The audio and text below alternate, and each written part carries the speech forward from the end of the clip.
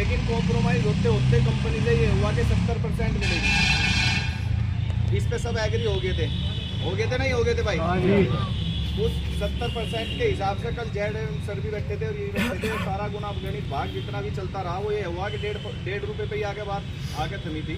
आप भी करके देख लो कलेक्ट, सही आ रहा है, ठीक है नहीं? सही आ रहा है कि नहीं आ रहा है? क्योंकि मोबाइल सब पे है, कैलकुलेटर सब पे है। तो 1.5 रुपये के हिसाब से वो बैठता था, कर लियो 70% के हिसाब से।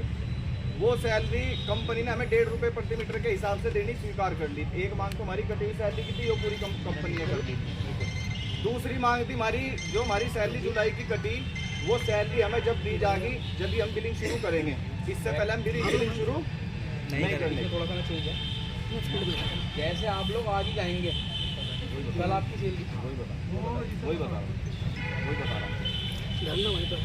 जो जुलाई की हमारी सैलरी कटी थी वो क्या कि जब हम बिलिंग शुरू करेंगे जब हमारी सैलरी आ जाएगी। ये जो हमारी दूसरी मांग थी, जो आयुष सर ने यूँ काम है कि भाई यानी पहले तो 20 तारीख तक कह रहे थे, ठीक है? 20 से कल बात हुई, वहाँ बहसबाजी हुई ऑफिस पर, सर जी के साथ भी बहुत वार्तालाप हुई। 15 पाए, फिर 10 पाए, 10 पैसे आते आते यहाँ तक बात आ गई कि भाई जो सा भी बंदा बिलिंग पे जाएगा उसी की तुरंत सैलरी आ जाएगी।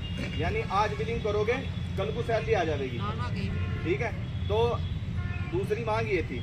ये दूसरी मांग पे पहले तो हम बात रोक रहे आपके द्वारा, नहीं बताओ ये सारे के सारे, पहले तो मीटर रीडर इस बात को बताओ, जो दूसरी मांग है हमारी ये तुम्हें स्वीकार है या नहीं है?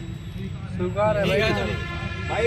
कल को हम आज बिलिंग पे जाएंगे, कल को सैलरी आ जाएगी, स्वीकार है क्या? लेकिन वो बात हम लिखित में लेंगे, ये बात हम कंपनी के द्वारा लिखित में लेंगे।